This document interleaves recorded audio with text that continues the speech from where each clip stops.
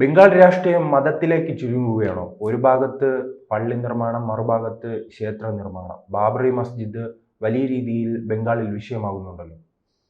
മതനിർമ്മാണത്തിനേക്കാൾ അപ്പുറം പശ്ചിമ ബംഗാളിലെ രാഷ്ട്രീയം നമ്മൾ വിചാരിക്കാത്ത രീതിയിലേക്ക് മാറി മറിയുന്നതാണ് കഴിഞ്ഞ 2 ദിവസമായിട്ട് കാണുന്നത്.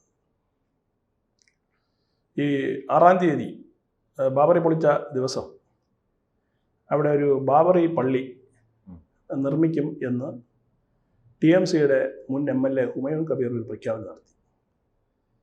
അത് തറക്കല്ലിടുന്നത് മമതാ ബാനർജി ആയിരിക്കുമെന്നും അദ്ദേഹം പ്രഖ്യാപിച്ചു. ഇത് വലിയ കോലാഹലം ഉണ്ടാക്കി ദേശീയ രാഷ്ട്രീയത്തിൽ. ബംഗാളിനപ്പുറം ദേശീയ രാഷ്ട്രീയത്തിൽ മമതയ്ക്കെതിരെ വലിയ കോലാഹലം ഉണ്ടായി. BJP വളരെ ശക്തമായിട്ട് ആക്രമിച്ചു. കാരണം വീണ്ടും ഈ ഉണങ്ങിയ മുറിവിനെ കുത്തി എടുക്കാനുള്ള ഒരു ശ്രമമാണ് മമത നടത്തുന്നത്. ഇത് കൈവിട്ട കളിയാണ് എന്നുള്ളത് പറഞ്ഞപ്പോൾ മുഖം രക്ഷിക്കാൻ വേണ്ടി മമതാ ബാനർജി ഇയാളെ TMCന്ന് പുറത്താക്കി, ഈ ഹുമയൂൺ കബീർ. അപ്പോൾ എല്ലാവരും കരുതിയിരുന്നത് ഇദ്ദേഹം അടങ്ങിയിരിക്കും, TMCന്ന് പുറത്തായല്ലോ, ഇവരും വിചാരിച്ചു ശല്യമില്ല, ഒഴിഞ്ഞു എന്ന് കരുതി.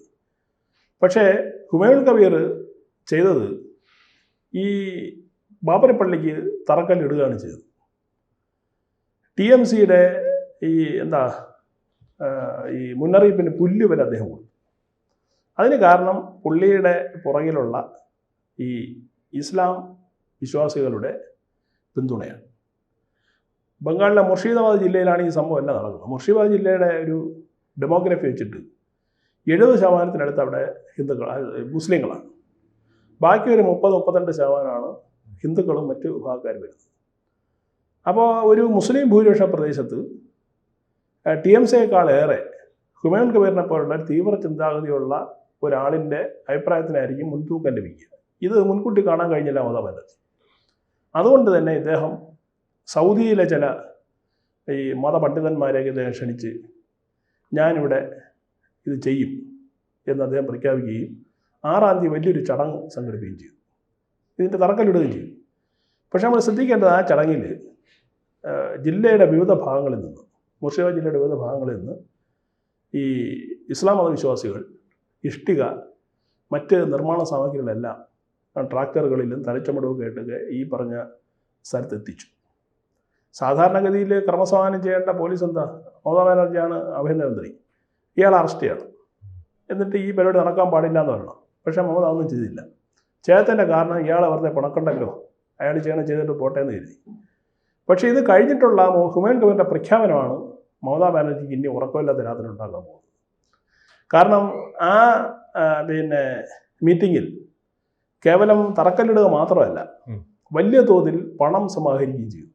സാധാരണക്കാരെ ആളുകളിൽ നിന്നും ഓപ്പണായിട്ട് ഒരു തുണി വിരിച്ച്, നമ്മൾ സാധാരണ ചെയ്യുന്ന തുണിയൊക്കെ വിരിച്ച് ധാരാളം പൈസ അതിൽ. സൗദിയിൽ നിന്നും ഇനി കോടിക്കണക്കിന് ഫണ്ടിങ്, 300 കോടി രൂപയാണ് ഇവർ ഇതിൻ്റെ നിർമ്മാണ ചെലവിന് വേണ്ടി കണക്കൂട്ടുന്നത്. സ്വാഭാവികമായിട്ട് സൗദിയിൽ നിന്നും വലിയ ഫണ്ടിങ് ഇത് വരും. നാട്ടുകാരിൽ നിന്ന് ഇയാൾ വലിയ തോതിൽ പിരിക്കും. അപ്പോൾ ഇനി ഈ പണം ഉപയോഗിച്ചിട്ട് വേണം ഹുമയൂൺ കബീറിന് ഇനി മുന്നോട്ട് രാഷ്ട്രീയം നയിക്കാൻ. ഇന്നലെ അദ്ദേഹം ഒരു പ്രഖ്യാപനം നടത്തി. ബംഗാൾ അസംബ്ലിയിൽ 294 സീറ്റാണുള്ളത്. അതിൽ 204 സീറ്റിന് വേണ്ടി സുവേന്ദു അധികാരിയും മമതാ ബാനർജിയും ശ്രമിച്ചാൽ മതി എന്നാണ് അദ്ദേഹം പറഞ്ഞത്. സുവേന്ദു അധികാരി എന്ന് പറയുന്നത് അവിടുത്തെ പ്രതിപക്ഷ നേതാവാണ്, BJPയുടെ പ്രതിപക്ഷ നേതാവാണ്. അപ്പോൾ TMCയും BJPയും 204 സീറ്റ് മത്സരിച്ചാൽ മതി, 90 സീറ്റ് നിങ്ങൾ നോക്കണ്ട. കാര്യം 90 സീറ്റ് എന്ന് പറയുന്നത് മുസ്ലിം ഭൂരിപക്ഷ പ്രദേശങ്ങളിൽ പെടുന്നതാണ്. ആ 90 സീറ്റും മുസ്ലിം വിചാരിച്ചു കഴിഞ്ഞാൽ ജയിപ്പിക്കാനോ തോൽക്കാനോ ജയിക്കാനോ കഴിയുന്ന സീറ്റുകളാണ്. അതുകൊണ്ട് ആ 90നെ കുറിച്ച് ഞങ്ങൾ ദയവായി എന്ത് ചെയ്യേണ്ട, വേവലാതിപ്പെടേണ്ട എന്ന് തന്നെ സ്റ്റേറ്റ്മെൻറ്റ് നടത്തി. അതാണ് മമതയ്ക്ക് വലിയ കുരുക്കായത്. അതിൽ നിന്ന് ഒരു കാര്യം ഇപ്പോൾ വ്യക്തമാണ്, ബംഗാളിലെ രാഷ്ട്രീയത്തിൽ പ്രത്യേകിച്ചും TMCയിൽ വലിയൊരു പിളർപ്പ് ആസന്നമായി എന്നാണ് ഇന്ന് മനസ്സിലാക്കേണ്ടത്. കാരണം 90 സീറ്റ് എന്ന് പറഞ്ഞാൽ ചെറിയ സീറ്റല്ല. കാരണം ആര് ഭരിക്കണമെന്നൊക്കെ തീരുമാനിക്കാൻ ഒരുപക്ഷെ ഇദ്ദേഹം പറയുന്നത് 90 സീറ്റും ജയിച്ച് വരികയാണ് എങ്കിൽ എന്താ സംഭവിക്കുക, ഇവർ തീരുമാനിക്കുന്ന പാർട്ടി ആയിരിക്കും അധികാരത്തിൽ വരുന്നത്. ഇന്നലെ ഹുമയൂൺ കബീർ പ്രഖ്യാപിച്ചത് നമ്മുടെ അസുദ്ദീൻ ഒവൈസി ഉണ്ടല്ലോ, AIMIM, അതിൻ്റെ നേതാവുമായി ഞാൻ ചർച്ചകൾ ആരംഭിച്ചു എന്നാണ് പറയുന്നത്. അപ്പോൾ ഹൈദരാബാദിൽ ഒതുങ്ങിയിരുന്ന AIMIM എന്നുള്ള പാർട്ടിക്ക് പശ്ചിമ ബംഗാൾ കാലുറപ്പിക്കാനുള്ള അവസരം ഹുമയൂൺ കബീർ കൂടെ കിട്ടുകയാണ്. അതായത് പുതിയ മത മൗലികവാദികളുടെ കൂട്ടുകെട്ട് ഇന്ത്യയിൽ രൂപപ്പെടുന്നു. നേരത്തെ ബീഹാർ തെരഞ്ഞെടുപ്പിൽ 5 സീറ്റ് ഒവൈസിയുടെ പാർട്ടി ജയിച്ചിരുന്നു. മറ്റ് പല സ്ഥലങ്ങളിലും ഇദ്ദേഹത്തിന് കാലർപ്പിക്കാൻ കഴിയാത്തതിൻ്റെ ഒരു ബുദ്ധിമുട്ട് നിൽക്കുമ്പോഴാണ് ഹുമയൂൺ കബീറിന് അദ്ദേഹം കിട്ടുന്നത്. സ്വാഭാവികമായിട്ടും ഇവർ തമ്മിലും കൂടെ ചേർന്ന് കഴിഞ്ഞാൽ വരാൻ പോകുന്ന അസംബ്ലി തെരഞ്ഞെടുപ്പിൽ TMCയെ ഇദ്ദേഹം പരിഗണിക്കാതെ ഈ ഒവൈസിയുടെ പാർട്ടിയായിട്ട് ചേർന്ന് ഹുമയൂൺ കബീർ സ്വന്തമായിട്ടൊരു പാർട്ടി ഉണ്ടാക്കുകയും അവരുടെ പ്രധാനപ്പെട്ട അജണ്ട ഈ ബാബറി മസ്ജിദ് മാത്രമായി, വേറെ രാഷ്ട്രീയമൊന്നും ഉണ്ടാവില്ല, ബാബറി മസ്ജിദ് മാത്രമായിരിക്കും അയാൾ മുന്നോട്ട് വയ്ക്കാൻ പോകുന്ന ആശയം. സ്വാഭാവികമായിട്ടും പുള്ളി പറഞ്ഞതുപോലെ തന്നെ മുസ്ലിം ഭൂരിപക്ഷ മേഖലകളിൽ വലിയ തോതിൽ വോട്ട് സമാഹരിക്കാൻ ഈ ഒവൈസിയും ഇയാളോട് വിചാരിച്ചാൽ സാധിക്കും എന്നുള്ളതാണ് നമുക്ക് ഇന്ന് മനസ്സിലാക്കേണ്ടത്.